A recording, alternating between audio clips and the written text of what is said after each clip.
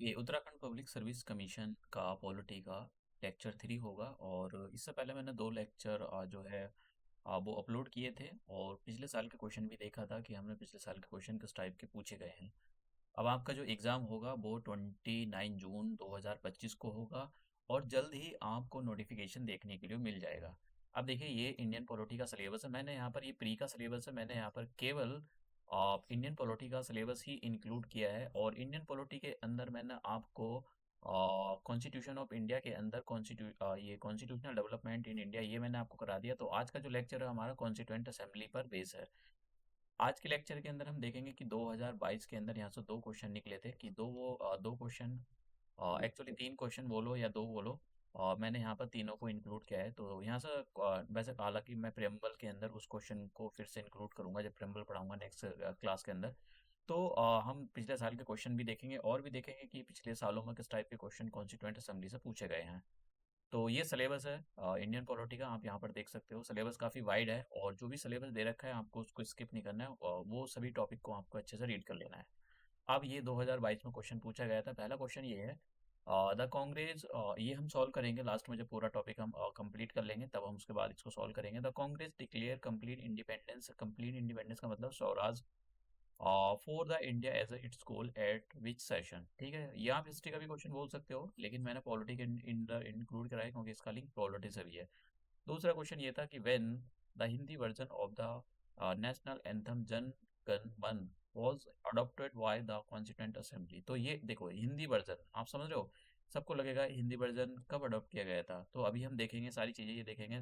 फिर 2000 ये 2024 में क्वेश्चन ये पूछा गया था, which of the following words were not present in the preamble of the Indian constitution. तो इस टाइप के क्वेश्चन आपको जब भी आप उत्तराखंड पब्लिक सर्विस कमीशन की तैयारी कर रहे हो तो आपको सिलेबस को एक बार देखना चाहिए क्योंकि सिलेबस को और पिछले साल के क्वेश्चन ये बहुत ज़रूरी होता है कि क्या किस टाइप के क्वेश्चन पूछ रहा है आयोग। और आप भी क्वेश्चन को फ्रेम करने की कोशिश किया करो। मैंने कुछ क्वेश्चन प्रैक्टिस की फॉर्म में रखे हुए हैं, हाँ हम उनको भी सॉल्व करेंगे। ये 2012 में क्वेश्चन पूछा गया था कि Indian constituent assembly was established under. तो ये भी देखेंगे हम। फिर ये कुछ क्वेश्चन पूछे गए थे, national Indian national flag symbolize. फिर ये there were original how many articles in the constitution, ये भी उत्तराखंड का ही है। और who propose the preamble before the drafting committee of the constitution. तो ये सारी चीजें हमको डिस्कस करनी है। और ये एक और क्वेश्चन बचा हुआ है, total number of the spokes in the national flags of the India is this. तो कितने हैं ये सारी चीजें हम डिटेल से देखेंगे। तो अब हम अपना लेक्चर स्टार्ट करते हैं कॉन्स्टिट्यूएंट असेंबली से। तो कॉन्स्टिट्यूएंट असेंबली आप देख सकते हो ये कॉन्स्टिट्यूएंट असेंबली है। तो कॉन्स्टिट्यूएंट असेंबली को देखकर आपको याद आती होगी हमारी पार्लियामेंट की। पार्लियामेंट के अंदर ये जो पुराना हाउस है ये आप बोल सकते हो। तो पार्लियामेंट का जो हमारा पुराना हाउस था वो कॉन्स्टिट्यूएंट असेंबली थी। तो देखो कॉन्स्टिट्यूएंट असेंबली एक बॉडी होती है। ठीक है, अब हमारे यहाँ पर है क्या इस टाइम, अगर हम पार्लियामेंट को देखें तो पार्लियामेंट के अंदर दो हाउस होते हैं, एक तो लोअर हाउस और अपर हाउस। तो जब ये कॉन्स्टिट्यूएंट असेंबली, तो दोनों हाउस के अंदर लोग बैठते हैं, वो रिप्रेजेंटेटिव होते हैं लोगों के। ठीक है, मेंबर ऑफ द पार्लियामेंट। अब भी क्या करते हैं, लॉ बनाते हैं। ठीक है, डिबेट करते हैं, डिस्कशन करते हैं, कोई भी लॉ बनाना होता है उस पर। और फिर उसके बाद लॉ बने या ना बने, लेकिन हमारा जो लॉ बनता है उस पर डिबेट और डिस्कशन होता है। तो जब कॉन्स्टिट्यूएंट असेंबली थी तो वो भी एक पार्लियामेंट थी, लेकिन उस टाइम पर दो हाउस नहीं होते थे, एक ही हाउस था। और अभी जो हमारी आज की पार्लियामेंट है उसके अंदर इलेक्टेड और डायरेक्ट इलेक्शन के थ्रू मेंबर बैठते हैं और इनडायरेक्ट इलेक्शन के थ्रू मेंबर उसके अंदर बैठते हैं। तो दोनों टाइप के इलेक्शन होते हैं। जब भी कोई मेंबर ऑफ पार्लियामेंट इलेक्ट होता है तो डायरेक्ट के थ्रू होगा या फिर इनडायरेक्ट इलेक्शन के थ्रू होता है। डायरेक्ट इलेक्शन में जो ऐसे लोग जिनकी एज 18 या 18 साल से ज़्यादा है वो वोट जाकर करते हैं। इनडायरेक्ट इलेक्शन में वो लोग पार्टिसिपेट नहीं करते। उस टाइम पे क्या था, जब हमारी कॉन्स्टिट्यूएंट असेंबली बनी थी, तो कॉन्स्टिट्यूएंट असेंबली जब बनी थी ये, तो इसके अंदर जो लोग यहाँ पर बैठे हुए हैं वो इनडायरेक्ट इलेक्शन से आए थे। मतलब जिन लोगों की एज 18 साल से ज्यादा है उन लोगों ने इन लोगों को वोटिंग करके यहाँ पर नहीं भेजा था। तो एक ये हमको पता होना चाहिए कि ये जो कॉन्स्टिट्यूएंट असेंबली बनी थी, कॉन्स्टिट्यूएंट असेंबली के जो लोग थे वो डायरेक्ट इलेक्शन के थ्रू नहीं आए थे इलेक्ट होकर, ये इनडायरेक्ट इलेक्शन के थ्रू आए थे। तो अब ये जो कॉन्स्टिट्यूएंट असेंबली थी इसकी जो मांग थी, क्या वो अंग्रेजों ने ऐसी मान ली या फिर इंडिया के जो लोग थे उनके दिमाग में ये आइडिया किसने दिया, तो सबसे पहले जो कॉन्स्टिट्यूंट असेंबली बनाने की जो मांग थी वो 1934 के अंदर एम एन रॉय ने प्रपोज की थी। आइडिया आता था कि भाई ऐसी कोई कॉन्स्टिट्यूंट असेंबली होनी चाहिए जिसका काम हो हमारे देश के लिए कॉन्स्टिट्यूशन बनाना और जो दूसरे लॉ होते हैं उनको तैयार करना। आप समझ रहे हो? तो कॉन्स्टिट्यूंट असेंबली की जो आइडिया था वो किसने दिया था? एम एन रॉय ने। इनको ये आपको पता होना चाहिए, बहुत इंपॉर्टेंट पॉइंट है। और इन्हीं को कम्युनिस्ट मूवमेंट का पॉइनर बोला जाता है कि इन्होंने ही फाउंडेशन रखी थी कम्युनिस्ट मूवमेंट की इंडिया के अंदर। फिर 1934 के अंदर जो फर्स्ट फॉर्मल डिमांड, देखो इन्होंने आइडिया दिया था कि कॉन्स्टिट्यूंट असेंबली बननी चाहिए, उसका आइडिया दिया था। ये क्या है? 1934 के अंदर स्वराज पार्टी ने, स्वराज पार्टी जवाहरलाल नेहरू और ने ये बनाई थी। सॉरी, जवाहरलाल नेहरू के जो पिताजी थे मोतीलाल नेहरू, उन्होंने ये बनाई थी। तो इसके बारे में आपको पता होना चाहिए, जब हिस्ट्री पढ़ोगे वैसे मैं उसके अंदर कराऊंगा। तो इन्होंने पहली बार फर्स्ट फॉर्मल डिमांड रखी कि भाई कॉन्स्टिट्यूएंट असेंबली, अंग्रेजों के सामने रखी है डिमांड कि हमारी जो कॉन्स्टिट्यूएंट असेंबली है वो बननी चाहिए, उसका काम होगा कॉन्स्टिट्यूशन को फ्रेम करना। उसके बाद में इंडियन नेशनल कांग्रेस, क्योंकि ये जो थी ये स्वराज पार्टी, ये इंडियन नेशनल कांग्रेस नहीं थी, क्योंकि इंडियन, देखो ये स्वराज पार्टी के अंदर कम ही लोग थे तो ऑल इंडिया को रिप्रेजेंट नहीं करती थी। लेकिन ये जो इंडियन नेशनल कांग्रेस थी इसके अंदर सभी इंडिया के सभी लोगों का रिप्रेजेंटेशन था। तो अगर इंडियन नेशनल कांग्रेस किसी चीज की डिमांड करे तो अंग्रेजों को उसको कंसिडर करना पड़ेगा। तो फिर 1935 के अंदर इंडियन नेशनल कांग्रेस ने ये डिमांड रखी कि भाई हम कॉन्स्टिट्यूंट असेंबली बनाएंगे और उस कॉन्स्टिट्यूंट असेंबली का जो काम होगा वो हमारे कॉन्स्टिट्यूशन को फ्रेम करना होगा। फिर 1938 के अंदर पंडित जवाहरलाल नेहरू ने on the behalf of the Indian National Congress ये मांग उठाई कि हम कॉन्स्टिट्यूंट असेंबली बनाएंगे। और वो जो कॉन्स्टिट्यूंट असेंबली होगी, मतलब कॉन्स्टिट्यूंट असेंबली क्या होगी, एक लोगों का ग्रुप होगा। और ये जो कॉन्स्टिट्यूंट असेंबली होगी इसके अंदर लोग एडल्ट फ्रेंचाइजी का मतलब ये होता है कि जिन लोगों की, जो लोग मतलब उस टाइम पर 18 साल एज नहीं होती थी वोट डालने की, जो भी है। आज तो 18 साल है, 21 साल या जो भी कुछ हो रहा है कि ये ऐसा बोलेंगे कि आम जनता जो कॉमन लोग हैं वो पार्टिसिपेट करेंगे। हालांकि ये प्रोविजन इम्प्लीमेंट नहीं हुआ था। ठीक है, कॉन्स्टिट्यूंट असेंबली जैसे मैंने अभी पीछे बताया था कि जो हमारी कॉन्स्टिट्यूंट असेंबली थी वो कोई डायरेक्ट इलेक्शन होकर नहीं आई थी। डायरेक्ट इलेक्शन का मतलब ये है कि जिन लोगों की जैसे 21 साल हो या 18 साल हो, उस टाइम की बात कर रहा हूँ मैं, वो लोग पार्टिसिपेट, उन लोगों ने पार्टिसिपेट नहीं किया था इनके अंदर, इनके इलेक्शन के लिए इनडायरेक्टली जो प्रोविंसेस होते हैं, प्रोविंसेस ने इनडायरेक्टली इलेक्ट करके इन लोगों को भेजा था यहाँ पर। फिर उसके बाद में ये तो अंग्रेजों ने क्या इस बात को माना कि भाई हम, अंग्रेजों ने इंडिया की ये जो डिमांड थी कि कॉन्स्टिट्यूंट असेंबली होनी चाहिए, वो हमारा कॉन्स्टिट्यूशन बनाएंगे, क्या इंडिया की इस बात को अंग्रेजों ने माना? हाँ माना। 19 अगस्त का मंथ था और 1940 था। तो इसलिए इसको बोला जाता था अगस्त ऑफर। तो अगस्त ऑफर के अंदर गवर्नमेंट ऑफ द ब्रिटेन, उन्होंने ये एक्सेप्ट किया कि इंडिया की जो डिमांड है कॉन्स्टिट्यूंट असेंबली की, इसको हम एक्सेप्ट करते हैं। अब आप देख सकते हो कि उस टाइम पर चल क्या रहा था, मतलब समझ लो फर्स्ट वर्ल्ड वॉर खत्म हो चुका था। अब दूसरा, फिर उसके बाद में अंग्रेजों ने बोल दिया कि हाँ ठीक है आप कॉन्स्टिट्यूंट असेंबली बना सकते हो। लेकिन उसी मुस्लिम लीग था, मुस्लिम लीग की एक डिमांड थी कि वो अलग से एक देश बनाना चाहता था। तो वो ये चाहता था कि कॉन्स्टिट्यूंट असेंबली एक ना बने, दो बने। तो फिर उसके 1942 के अंदर इंग्लैंड से एक मिशन भेजा गया, इसको हेड कर रहे थे सर स्टैफोर्ड क्रिक।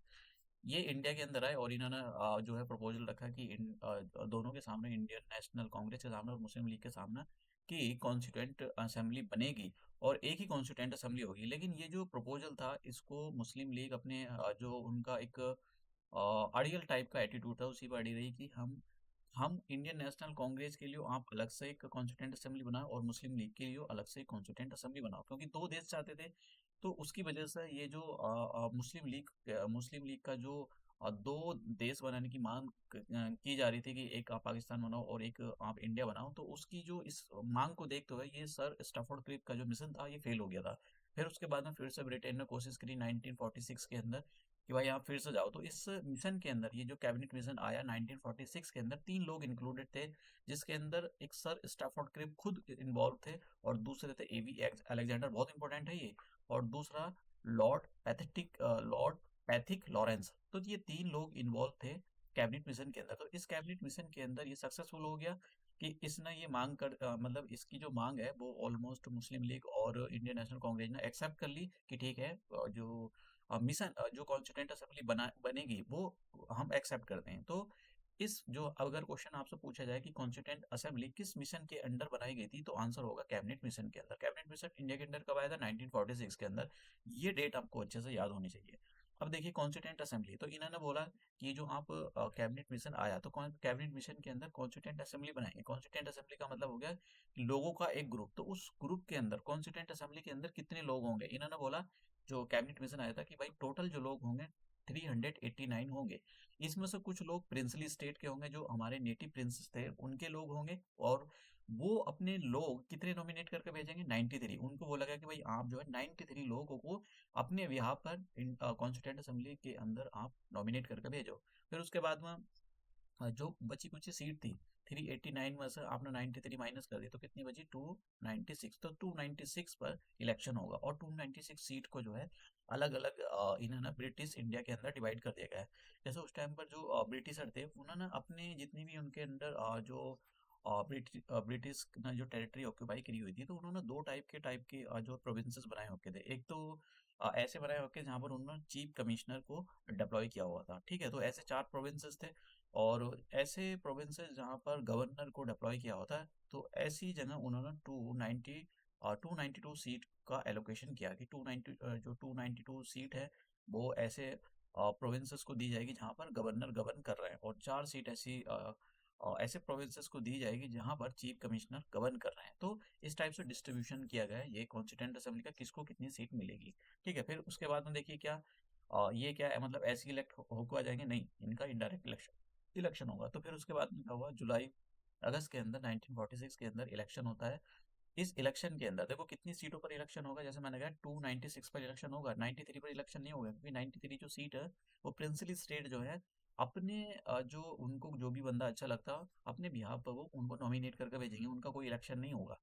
तो ये मंथ आता है जुलाई अगस्त 1946, इसके अंदर इलेक्शन होते हैं, और इंडियन नेशनल कांग्रेस को 208 सीट मिलती है, और मुस्लिम लीग को 73 सीट मिलती है, और जो जो बची कुची पार्टियां थी, छोटे मोटे ग्रुप थे, इंडिपेंडेंट थे, उनको 15 सीट मिलती है। डेटा इतना इंपॉर्टेंट नहीं है, ठीक है, बस हाँ ये वाला डेटा जो है थोड़ा सा ये याद कर लेना, हो सकता है कि आपसे यहाँ पर पूछ लिया जाए कि ये कितनी सीट थी, लेकिन ये भी सब डेटा याद करने की जरूरत नहीं, आप इसको भी स्किप कर सकते हो, ऐसा कुछ नहीं है, बस एक थोड़ा सा बैकग्राउंड के बारे में आपको पता होना चाहिए कि भाई कि क्या बैकग्राउंड, कैसा सिस्टम काम कर रहा था। तो ये हमारी कॉन्स्टिट्यूंट असेंबली इलेक्ट हो गई। तो फिर क्वेश्चन आता है, तो क्या ये कॉन्स्टिट्यूंट असेंबली और जो डायरेक्ट इलेक्शन उसके थ्रू इलेक्ट हुई थी या इनडायरेक्ट। देखो ये इनडायरेक्ट इलेक्शन के थ्रू इलेक्ट हुई थी, इसके जो 296 मेंबर थे वो इनडायरेक्ट इलेक्शन हुआ था। यूनिवर्सल एडल्ट फ्रेंचाइजीज के बेसिस पर इनको इलेक्ट नहीं किया गया था, मतलब डायरेक्ट इलेक्शन इलेक्शन के बेसिस पर इनको जो है इलेक्ट नहीं किया गया था। तो इसका एक डिमेरिट भी है। मतलब अगर आपको क्रिटिसिज्म में लिखना हो कि कॉन्स्टिट्यूंट असेंबली का एक क्रिटिसिज्म क्या है, तो क्रिटिसिज्म यही है कि कॉन्स्टिट्यूंट असेंबली एक वो लोगों की जो विल थी उनको रिप्रेजेंट नहीं करती थी, क्योंकि ये इनडायरेक्टली इलेक्ट होकर आए थे लोग। अब इलेक्शन हो गए कॉन्स्टिट्यूंट असेंबली के, तो इलेक्शन होंगे तो बैठक होगी, उसके बाद मतलब 9 दिसंबर 1946 को कॉन्स्टिट्यूंट असेंबली की पहली बैठक होती है। अब इस बैठक के अंदर क्या होता है, डॉक्टर सच्चिदानंद सिन्हा ये सबसे मतलब सीनियर थे, ओल्डेस्ट पर्सन थे, तो इनको कॉन्स्टिट्यूंट असेंबली का एक टेम्परेरी जो है चेयरमैन चुन लिया गया, टेम्परेरी चेयरमैन या प्रेसिडेंट चुन लिया गया, टेम्परेरी, ठीक है। 9 दिसंबर 1946, तो इसको जो हेड करेगा, ठीक है, कोई ना कोई हेड करने वाला होगा यहाँ पर जो बैठा होगा, तो उसको टेम्परेरी मतलब 9 दिसंबर 1946 को जब ये कॉन्स्टिट्यूंट असेंबली की मीटिंग हुई, तो यहाँ पर डॉक्टर सच्चिदानंद सिन्हा को चेयरमैन या प्रेसिडेंट बनाया गया। उसके बाद में 11 दिसंबर को फिर से ये मीटिंग होती है, तो 11 दिसंबर को डॉक्टर राजेंद्र प्रसाद को जो है इसका परमानेंट चेयरमैन बनाया गया। और परमानेंट चेयरमैन बनाने का मतलब हो गया कि जो डॉक्टर राजेंद्र प्रसाद थे वो यहाँ पर बैठेंगे, ठीक है, उसको चेयर कर रहे होंगे उसको, ठीक है। तो ये सारी चीजें जो है चल रही थी। अब अब आता है 13 दिसंबर 1946 को, तो 13 दिसंबर 1946 को क्या होता है, 13 दिसंबर 1946 को क्या होता है, जो पंडित जवाहरलाल नेहरू ना उन्होंने एक ऑब्जेक्टिव रेजोल्यूशन को मूव कराया। अब ये ऑब्जेक्टिव रेजोल्यूशन था क्या है, ऑब्जेक्टिव रेजोल्यूशन एक कागज का टुकड़ा था जिस पर बहुत सारी चीजें लिखी थी, और उस कागज के टुकड़े की उसमें जो कागज का टुकड़ा था उस पर जो बहुत सारी चीजें लिखी हुई थी उसकी मॉडिफाइड फॉर्म है आज का हमारा प्रेम्बल। तो ये जो हमारे प्रेम्बल के अंदर लिखा हो गया be the people of India, ठीक है, तो ये सारी इस टाइप की चीजें ही लिखी हुई थी, लेकिन जैसे मैंने कहा कि ये पूरी तरह से वही नहीं लिखा हुआ था जो उस टाइम पर ऑब्जेक्ट रेजोल्यूशन की फॉर्म में पंडित जवाहरलाल नेहरू ने मूव कराया था। इस ये मॉडिफाइड वर्जन है उसका, लेकिन ऑब्जेक्टिव रेजोल्यूशन का मतलब प्रेम्बल। समझ गया। तो किसने मूव कराया था ये आपको पता होना चाहिए, कौन सी डेट को मूव कराया था ये आपको पता होना चाहिए, 13 दिसंबर 1946 को। फिर इसको जो ऑब्जेक्टिव रेजोल्यूशन था इसको कॉन्स्टिट्यूंट असेंबली ने अडॉप्ट कर लिया गया। कौन सी डेट को, बहुत इंपॉर्टेंट डेट है ये, 22 जनवरी 1947 को, आप समझ रहे हो। ये कुछ डेट इतनी इंपॉर्टेंट डेट है, बहुत ही ज्यादा इंपॉर्टेंट डेट है। अभी मैं यहाँ पर केवल प्रेम्बल के बारे में ज्यादा नहीं पढ़ाऊंगा आपको, प्रेम्बल के लिए मैंने अलग से एक लेक्चर डिजाइन किया है, तो उसके अंदर हम प्रेम्बल ही पढ़ेंगे और पिछले साल के क्वेश्चन भी सॉल्व करेंगे, किस टाइप के क्वेश्चन आप पूछे गए हैं प्रेम्बल के अंदर। ठीक है, तो 2024 में क्वेश्चन पूछा गया था यहाँ से प्रेम्बल के अंदर। तो जैसे यहाँ पे मैंने बताया कि जो आज का हमारा प्रेम्बल है, उस टाइम का वो ऑब्जेक्टिव रेजोल्यूशन हुआ करता, तो ऑब्जेक्टिव रेजोल्यूशन को मॉडिफाई करके बनाया गया हमारे पास प्रेम्बल। समझ गए। तो ये हमारा प्रेम्बल है। ठीक है, इसमें तीन ना, एक बार इसको केवल मैं वो नेक्स्ट लेक्चर में आपको बताऊंगा, इसको केवल एक बार ही अमेंड किया गया था, 42nd कॉन्स्टिट्यूशनल अमेंडमेंट 1976 के अंदर ही इसको एक बार अमेंड किया गया, उसके बाद इसको अमेंड नहीं किया गया। तीन शब्द इसमें डाले गए थे, एक तो सोशलिस्ट, सेकुलर एंड इंटीग्रिटी, तीन शब्दों का जो है इसमें अमेंडमेंट हुआ था।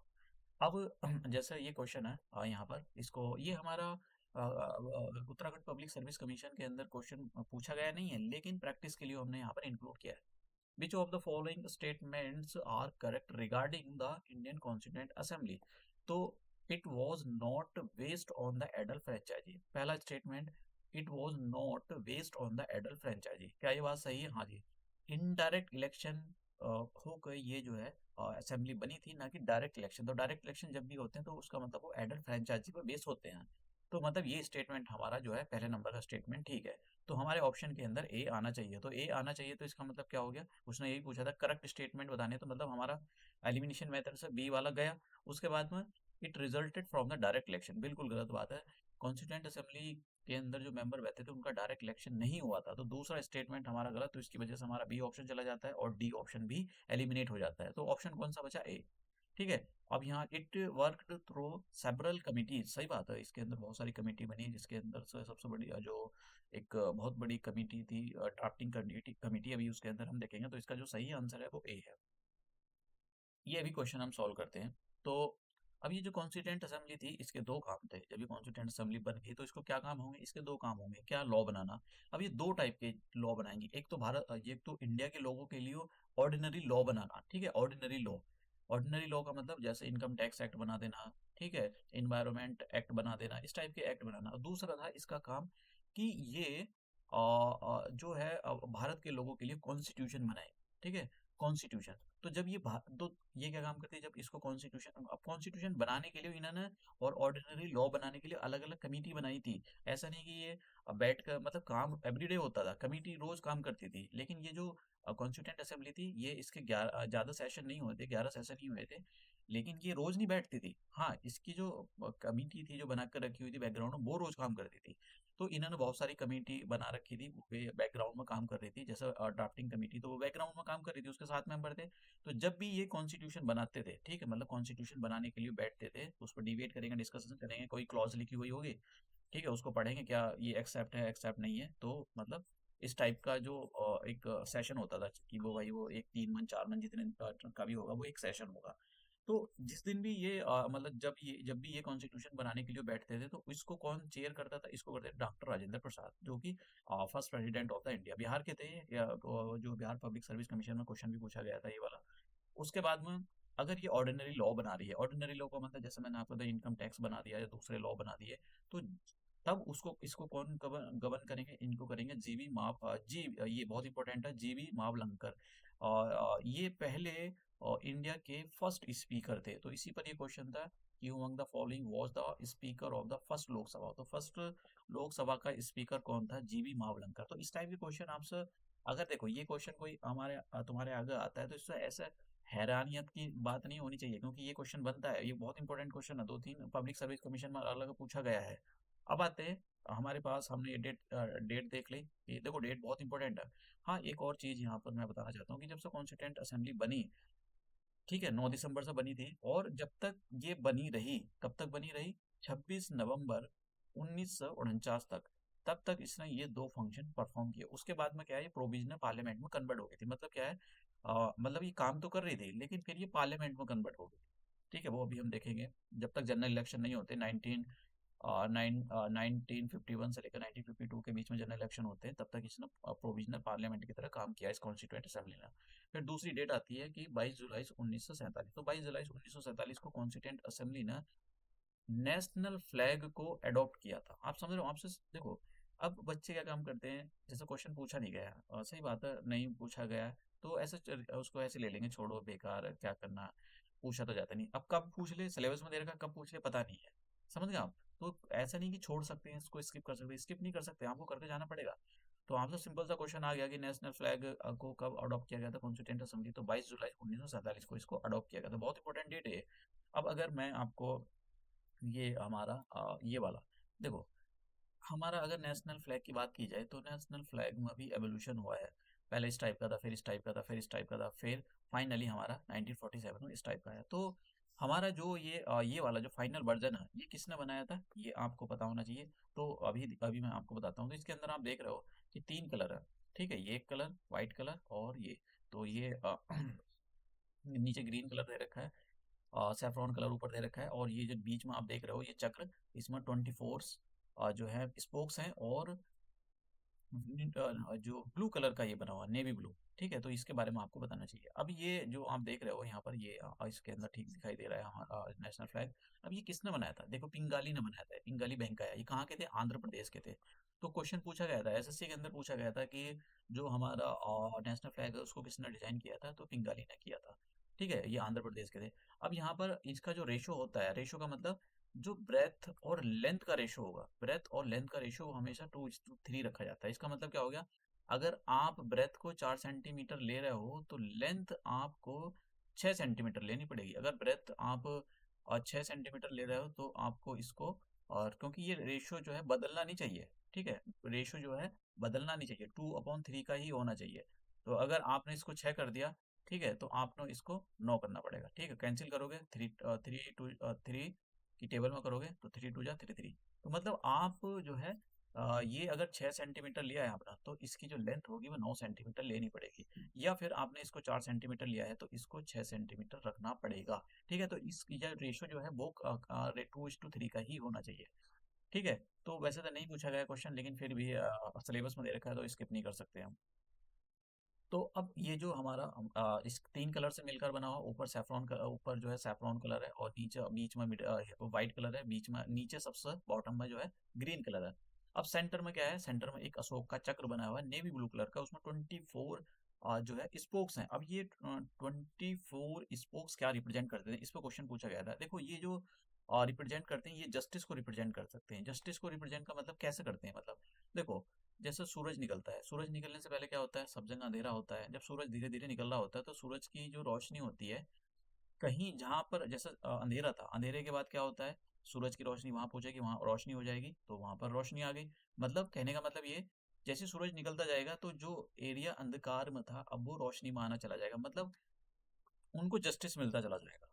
आप समझ रहे हो? तो ये जो जो हमारा नेशनल फ्लैग है वो जस्टिस को रिप्रेजेंट कर सकता है। ये क्वेश्चन पूछा गया था, मैं मतलब ऐसा नहीं बोल रहा हूँ अपनी साइड से, क्वेश्चन पूछा गया था। तो ये जो चीजें होती हैं, आपको क्वेश्चन फ्रेम करने आने चाहिए, किस टाइप के क्वेश्चन, पिछले साल के क्वेश्चन में बार बार बोलता हूँ आपको, उस टाइप के क्वेश्चन सॉल्व करके जाने चाहिए। तो ये हमने देखा। अब दूसरी जो डेट है हमारे पास 24 जनवरी 1950, तो इस डेट को क्या हुआ था, इस डेट को हमारा नेशनल एंथम को अडॉप्ट किया गया था। अब देखो, इसी में 2022 के अंदर क्वेश्चन पूछा गया था, जो उत्तराखंड पब्लिक सर्विस कमीशन का एग्जाम हुआ था 2022 के अंदर, इसी पर क्वेश्चन पूछा गया था। तो नेशनल एंथम का जो हमारा टाइटल है, जन गण मन, ये टाइटल है, और मैं इसका ये दिखा देता हूँ, ये देखिए, ठीक है, ये तो क्या रिप्रेजेंट कर सकता है, ये डाइवर्सिटी को रिप्रेजेंट करता है इंडिया के अंदर। आप समझ रहे हो, इंडिया के अंदर कितनी डाइवर्सिटी है उसको रिप्रेजेंट करता है। क्योंकि इसी के इस नेशनल जो ये हमारा नेशनल एंथम है, नेशनल एंथम के अंदर देखो, पंजाब सिंध गुजरात मराठा, मतलब पूरा भारत आ रहा है, गुजरात मराठा, आप समझ रहे हो ना। तो ये कुछ भी नहीं छोड़ा इसने, हिमाचल यमुना गंगा, आप देख रहे हो, हिमाचल यमुना गंगा, मतलब हिमाचल को भी नहीं छोड़ा है, मतलब सारी चीजों को, पूरे इंडिया को इसके अंदर जो है इंक्लूड किया गया है। इसलिए बोलते हैं कि जो, अब ऐसा क्वेश्चन बन सकता है कि जो हमारा नेशनल एंथम है वो किसको रिप्रेजेंट करता है, तो नेशनल एंथम हमारा जो है एक मैसेज देता है, यूनिटी इन डाइवर्सिटी। ठीक है, जो एक यूनिटी है हमारे देश के अंदर, अलग अलग टाइप के लोग रहते हैं, अलग अलग धर्म के, कल्चर के लोग रहते हैं, उनको सबको बांध कर रखता है। तो वो सारा का सारा सबको बांध कर रखता है, वो सब कहाँ मिलता है आपको? हमारे नेशनल एंथम के अंदर। अब देखो, ये जो ओरिजिनली कंपोज किया गया था, ये जो रविंद्रनाथ टैगोर ने इसको कंपोज किया गया था, इसको कंपोज करा था। वैसे बहुत कम चांस है कि आपसे पूछा जाए। बंगाली में कंपोज किया गया था और 11 दिसंबर 1911 के अंदर इसको जो है कंपोज किया गया था रविंद्रनाथ टैगोर को। हाँ, ये पूछा जा सकता है किसने कंपोज किया था। फिर उसके बाद में क्या हुआ था, इंडियन नेशनल कांग्रेस का एक सेशन होने वाला था कोलकाता के अंदर।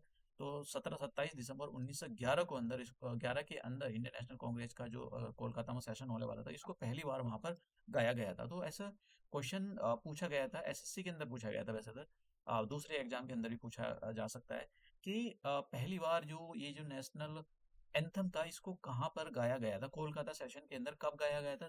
बाई ये थे 27 दिसंबर 1911 को इसकी पहली बार इसको परफॉर्म किया गया था।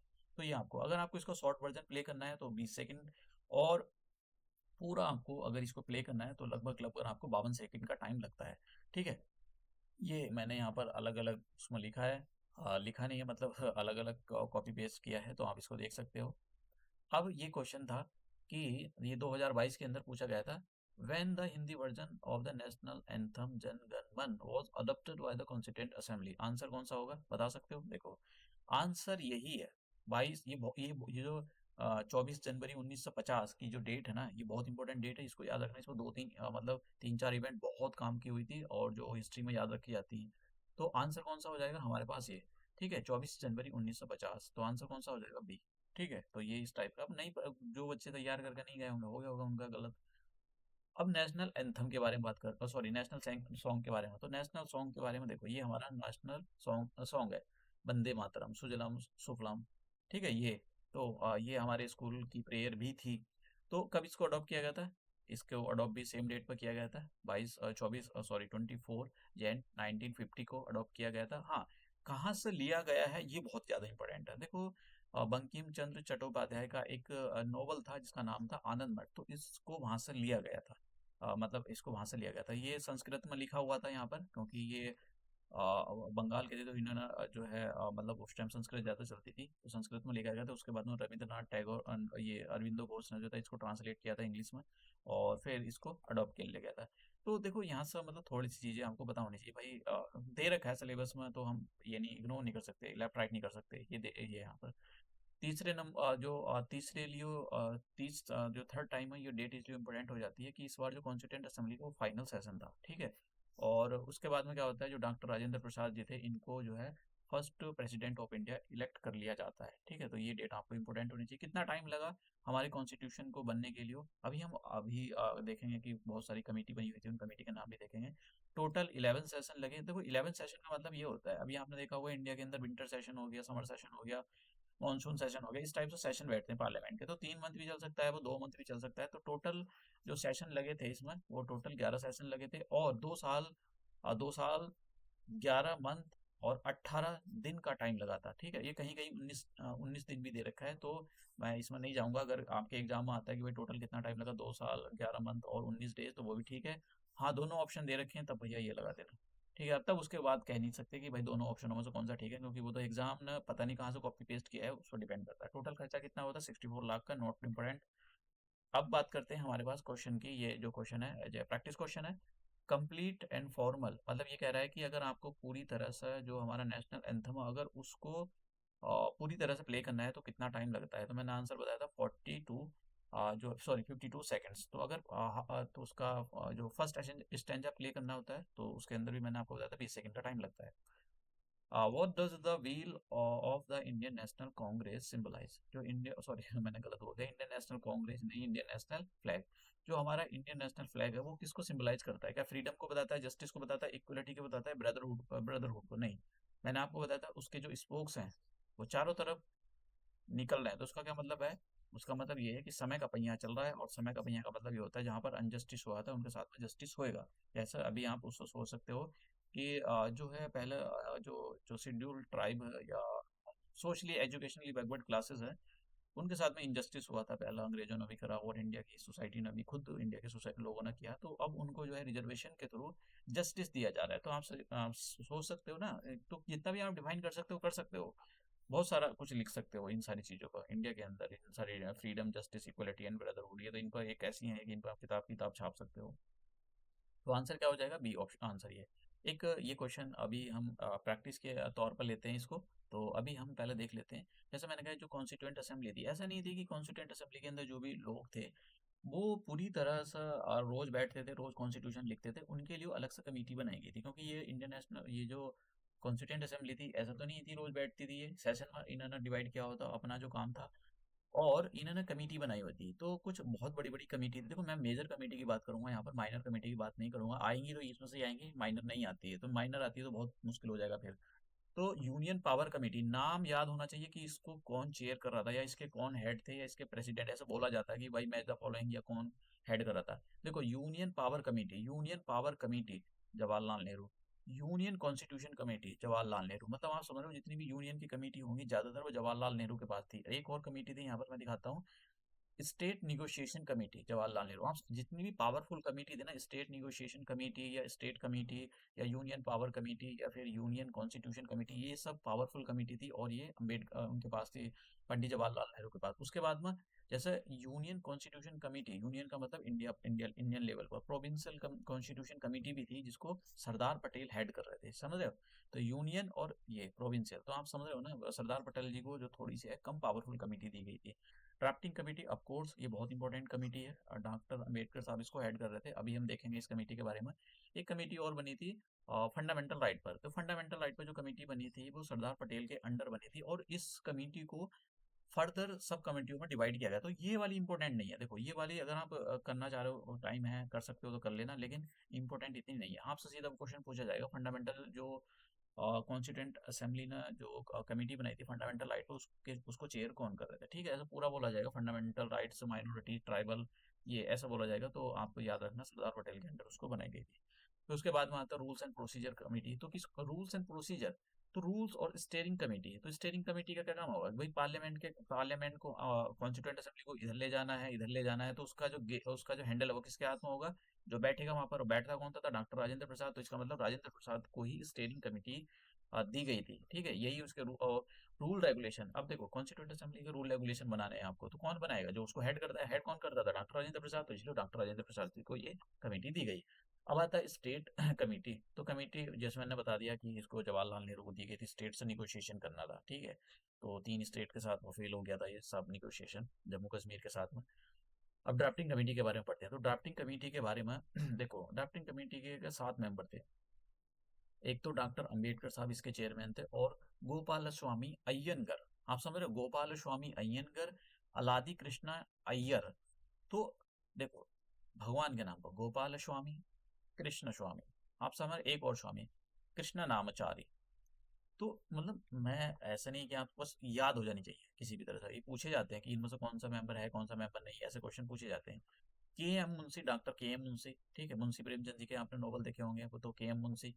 सैयद मोहम्मद सदाउल्लाह, इनको। अब देखो, ये माधव राव जो थे, माधव राव को शुरू में अपॉइंट नहीं किया गया था।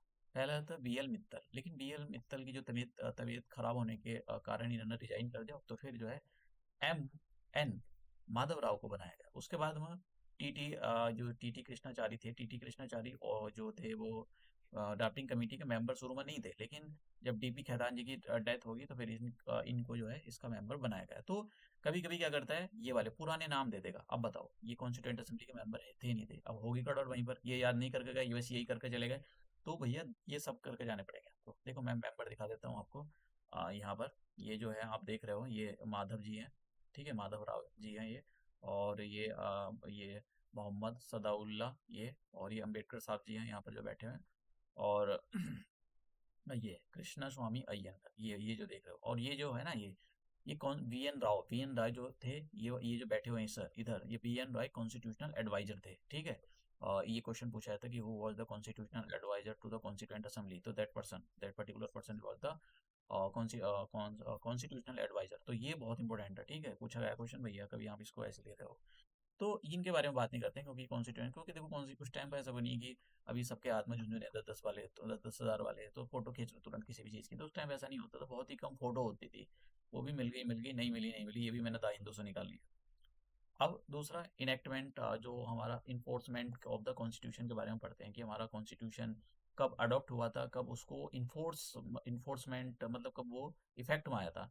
तो हमारा जो कॉन्स्टिट्यूशन है वो 26 नवंबर 1949 को अडॉप्ट किया गया, इनेक्ट किया गया। ये डेट बहुत बहुत ज़्यादा इंपॉर्टेंट है। आपसे पूछा जाता है कि हमारा जो कॉन्स्टिट्यूशन कब इनेक्ट किया गया था उसको, ठीक है, इनेक्ट कब किया गया था हमारे कॉन्स्टिट्यूशन को, ये अडॉप्ट कब किया गया था, तो 26 नवंबर 1949 को अडॉप्ट किया गया था। हमारा जो कॉन्स्टिट्यूशन है उसको ये पता लग गया हमारा जब ये अडॉप्ट किया गया था। देखो ये बहुत इंपॉर्टेंट है कि जब हमारा कॉन्स्टिट्यूशन है, इस पर शायद हाँ इस पर शायद पूछा गया था। तो हमारा जो कॉन्स्टिट्यूशन था उस टाइम पर जब इसको अडॉप्ट किया गया था 395, हाँ ये क्वेश्चन पूछा गया, 395 आर्टिकल्स थे। और जो 8 शेड्यूल थे, शेड्यूल के बारे में बात करेंगे हमारे सिलेबस में शेड्यूल, तो नेक्स्ट लेक्चर में मैं इंक्लूड करूंगा, कोशिश करूंगा पूरी इंक्लूड करने की। और 22 पार्ट में इसको डिवाइड किया गया था। तो ये आपसे क्वेश्चन पूछा जा सकता है कि ओरिजिनल कॉन्स्टिट्यूशन को कितने पार्ट्स में डिवाइड किया गया था, कितने शेड्यूल में डिवाइड किया गया था, पूछा गया है क्वेश्चन। अभी सॉल्व करूंगा, लेक्चर जब ये कंप्लीट हो जाएगा तो सबसे ऊपर ही मैंने क्वेश्चन रखे हुए हैं। अब देखो ये जो 26 नवंबर 1949 है, इसको मतलब जो भी कुछ बोलो, हम कांग्रेस ने इग्नोर किया है, जो भी कुछ किया है, फिर मोदी सरकार आई तो मोदी सरकार ने क्या किया, 26 नवंबर को याद रखने के लिए कि भाई हमारा जो कॉन्स्टिट्यूशन है उसको अडॉप्ट किया गया था, इस डेट को कॉन्स्टिट्यूशन डे या संविधान दिवस के रूप में हर साल सेलिब्रेट किया जाता है। तो आपसे अगर क्वेश्चन पूछा जाए, पूछा गया है अलग अलग एग्जाम के अंदर कि हमारा कॉन्स्टिट्यूशन डे कौन सी डेट को सेलिब्रेट किया जाता है, 26 जनवरी भी दी जाती है, समझ रहे हो आप, ऐसा नहीं कि 26 जनवरी नहीं दी जाती, वो भी दी जाती है, बच्चे तो वहीं लगाते हैं, सी पर लगाते हैं, वही वो रिपब्लिक डे होता है 26 जनवरी, रिपब्लिक डे होता है, और 26 नवंबर जो है कॉन्स्टिट्यूशनल डे संविधान दिवस के रूप में बनाया जाता है। अब इन्फोर्समेंट देखो दोनों चीजों में अलग है। इनेक्टमेंट का मतलब क्या था, इनेक्ट देखो क्या हुआ था, क्या जो हमारा जो कॉन्स्टिट्यूशन था उसके कुछ प्रोविजन इसी डेट से लागू हो गए थे, ठीक है, तो इसलिए उसको अडॉप्ट किया जाता था, अडॉप्ट बोला जाता है। और जो मेजर कॉन्स्टिट्यूशन के प्रोविजन थे, जो बड़े बड़े मतलब जो मेजर कॉन्स्टिट्यूशन था वो हमारा 26 जनवरी 1950 को लागू हुआ था, मतलब मेजर पार्ट जो थे कॉन्स्टिट्यूशन के वो 26 जनवरी 1950 को। और इस डेट को जो है रिपब्लिक डे के रूप में हम हर साल सेलिब्रेट करते हैं। अब 26 जनवरी को देखो, इस पर क्वेश्चन पूछा गया था, 26 जनवरी को ही हम रिपब्लिक डे क्यों सेलिब्रेट करते हैं, तो उसके पीछे थोड़ा सा जो है हिस्टोरिकल बैकग्राउंड में आपको जाना पड़ेगा, और इसी पर 2022 में क्वेश्चन पूछा भी गया था। देखो इंडियन नेशनल कांग्रेस थी, उसका एक सेशन हुआ, क्योंकि हर साल सेशन करते थे, और जनरली इनके जो सेशन होते थे वो दिसंबर में होते थे। तो दिसंबर में इनका सेशन होता है 1929 को, और इसको जो हेड कर रहे थे वो पंडित जवाहरलाल नेहरू हेड कर रहे थे, ठीक है। तो ये कहाँ पर था, रावी नदी के किनारे, और लाहौर में ये सेशन हो रहा था, ठीक है। तो इंडियन नेशनल कांग्रेस का जो 1929 वाला सेशन जो है लाहौर में हो रहा था। तो उस टाइम पर इस सेशन के अंदर, क्योंकि जो भी इसको हेड करता था उसकी बात मानी जाती थी, तो इस बार कौन हेड कर रहे थे, पंडित जवाहरलाल नेहरू। पंडित जवाहरलाल नेहरू जब इसको हेड कर रहे थे तो उन्होंने ये बोला कि भाई हम कंप्लीट स्वराज मतलब पूर्ण स्वराज या कंप्लीट इंडिपेंडेंस का रेजोल्यूशन पास करते हैं, मतलब कि जो भी इंडियन नेशनल कांग्रेस जो भी रेजोल्यूशन पास करेगी, जो भी वहां पर बोलेगी भाई इस बात को मानना है, तो फिर उसको ऑल इंडिया में माना जाता है, उसके लिए प्रोटेस्ट होता था। तो पहली बार ये जो जब रखा गया था 1929 में पूर्ण स्वराज की बात रखी गई थी। तो इसी चीज को देखते हुए 26 जनवरी को ही ये बोला गया था कि 26 जनवरी को हम जो है ये रिपब्लिक डे के रूप में इसको सेलिब्रेट करेंगे। तो इसको पूर्ण स्वराज के डे में भी सेलिब्रेट किया जाता है, रिपब्लिक डे पूर्ण स्वराज एक ही बात है, ठीक है। तो लाहौर सेशन ये वाले मैंने आपको बताया। तो पूर्ण स्वराज और कंप्लीट इंडिपेंडेंस जो है एक कांग्रेस का गोल था, कब था ये मैंने बताया, इसको कौन हेड कर रहे थे, बहुत इंपॉर्टेंट है ये। अब देखो ये क्वेश्चन 2022 में पूछा गया, the Congress declared complete independence for India as its goal at which session, तो इन इन लाहौर सेशन था 1929, ठीक है। Complete independence that is the Purna Swaraj, समझ रहे हो आप। तो ये हमारे पास इसका जो है, इसका जो आंसर है वो ए आंसर है। तो अगर नहीं पढ़ के जाते बच्चे तो देखो फिर बहुत दिक्कत हो जाएगी। फिर इंटरिम गवर्नमेंट बनी, इंटरिम गवर्नमेंट कब से रही थी, इंटरिम गवर्नमेंट 2 सितंबर 1946 से लेकर 15 अगस्त 1947 तक इंटरिम गवर्नमेंट रही, ठीक है।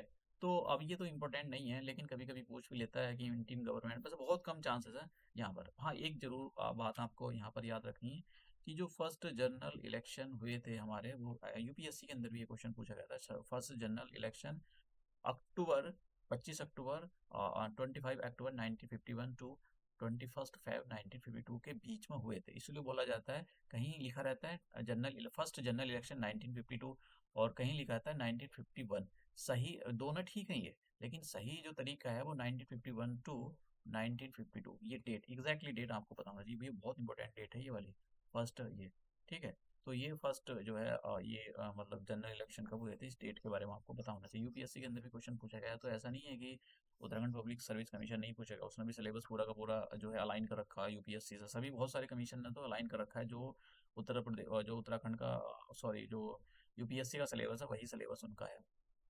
तो अभी हमने देखा, अब यहाँ पर जब जो पार्लियामेंट इंटरिम पार्लियामेंट के फॉर्म काम कर रहे थे, तो सिंपल सी बात है, इनको कुछ ना कुछ पोर्टफोलियो दिए जाएंगे। तो मैं सबके तो नाम नहीं यहाँ पर बहुत सारे नाम थे, मैंने सबके नाम नहीं लिए। तो एजुकेशन मिनिस्टर ये ज़्यादा पूछा जाता है, डॉक्टर राजगोपालाचारी जी को जो है एजुकेशन मिनिस्टर बनाया गया था, और एग्रीकल्चर और फूड जो है डॉक्टर राजेंद्र प्रसाद जी को दिया गया था, और सरदार वल्लभ भाई पटेल इनको होम मिनिस्ट्री दी गई थी। तो याद रहे तो ठीक है, नहीं याद रहे तो आप इसको स्किप भी कर सकते हो। ये हमारे पास एक क्वेश्चन है प्रैक्टिस के फॉर्म में, constitution day of the India is celebrated on, तो कॉन्स्टिट्यूशन डे समझ रहे हो आप, रिपब्लिक डे नहीं पूछ रहे, कॉन्स्टिट्यूशन डे। तो ये पूछा गया था क्वेश्चन, कभी आप सोच रहे हो ये किसी एग्जाम से उठाया मैंने, ये Himachal Pradesh public service commission से उठाया था। तो ये 26 नवंबर को जो है सेलिब्रेट किया जाता है। देखो 26 जनवरी भी दे रखी है, बच्चे क्या काम करेंगे, यही लगाएंगे, मोस्ट ऑफ जिनको नहीं पता है, ठीक है। तो ये या तो 15 अगस्त लगाएंगे, तो वो सब गलत है। तो अब हम जरा थोड़े से जो क्वेश्चन थे हमारे शुरू में पूछे गए थे, हाँ यहाँ पर से ये पिछले सालों में जो क्वेश्चन पूछे गए थे, the total number of the spokes in the national flag of the India is 24, ये हमने देखा। Who propose the preamble before the drafting committee of the constituent assembly, जो प्रियम्बल था उस टाइम का ऑब्जेक्टिव रेजोल्यूशन था, तो इसको जवाहरलाल नेहरू जी ने मूव कराया था 13 दिसंबर और 1946 को मूव कराया था ऑब्जेक्टिव रेजोल्यूशन की फॉर्म के नाम पर, ठीक है। तो प्रियम्बल उस टाइम का ऑब्जेक्टिव रेजोल्यूशन था। Next question, there were originally how many articles in the constitution, आप समझ रहे हो, 395 आर्टिकल्स थे, 8 शेड्यूल थे, 12 पार्ट थे, बहुत इंपॉर्टेंट क्वेश्चन है ये। What does the wheel on the Indian national flag symbolize, ये मैंने करा दिया जस्टिस, ठीक है। Indian constituent assembly was establish under, किस मिशन के, कैबिनेट मिशन या फिर क्रिप मिशन, समझ रहे हो। तो जिनको नहीं पता तो वो तो किसी पर भी कर देंगे, हो सकता है इंडियन इंडिपेंडेंस पर भी कर दें, लेकिन कैबिनेट मिशन 1946 के अंदर, ठीक है। 3 लोग आए थे इसके अंदर, नाम भी पता होने चाहिए आपको। और ये 2025 के अंदर क्वेश्चन पूछा गया था, हालांकि मैं इसको दूसरे लेक्चर में आने कमिंग लेक्चर में इंक्लूड करूंगा, क्योंकि यहाँ पर अ, मैंने इसको बस रख लिया था बताने के लिए कि भाई किस टाइप के क्वेश्चन पूछे जाते हैं। तो ये हमारा जो है आज का लेक्चर हम यहीं समाप्त करते हैं, और ये सिलेबस है, मैं बार बार आपको बोलता हूँ प्लीज़ अपने सिलेबस को जरूर देखें, आप चाहे वो उसको पीडीएफ की फॉर्म में रखें या उसकी हार्ड कॉपी अपने पास रखें, लेकिन कॉपी आपके पास होनी चाहिए, उस पीडीएफ सिलेबस आपके पास होना चाहिए, ठीक है। तो आपके पास ज़्यादा टाइम नहीं है, लगभग लगभग 3 मंथ है और 90 दिन है, तो नोटिफिकेशन जल्दी आने वाला है, ऐसा नहीं है कि नोटिफिकेशन, देखो नोटिफिकेशन का आप चक्कर में मत रहो, नोटिफिकेशन तो आ ही जाएगा। अब जब इन्होंने डेट जारी की है तो इसका मतलब सुधार कुछ हुआ है, ठीक है। मैंने एक बार पहले वीडियो बनाया था बहुत टाइम पहले कि उत्तराखंड के अंदर सिलेबस को चेंज करने की बात चल रही है, तो उसके लिए काफ़ी मंजूरी मंजूरी, ऐसा नहीं होता कि उत्तराखंड पब्लिक सर्विस कमीशन ने कभी भी मुंह उठाया कुछ भी कर दे, वो उनको अप्रूवल लेना पड़ता है, तो अप्रूवल लगाने के चक्कर में ही बहुत टाइम लग गया था। मैंने अब ये भी बोला बोला था कि यहाँ पर सिलेबस चेंज हो रहा है। तो अब क्या है, अब डेट आपकी जो है 29 जून को ही फ्री होगा, वो तो ये एक मंथ के अंदर, अभी आप जो अप्रैल में फॉर्म निकाल देंगे, अप्रैल को पूरा फॉर्म भरवाएंगे, उसके बाद में आपके पास मई जून एग्जाम करा देंगे, तो इनको एग्जाम कराने में कोई दिक्कत नहीं है, बस आपकी तैयारी अच्छी होनी चाहिए। तो ये लेक्चर हम यहीं पर समाप्त करते हैं, और अपने नेक्स्ट लेक्चर में मिलते हैं नए क्वेश्चनों के साथ में।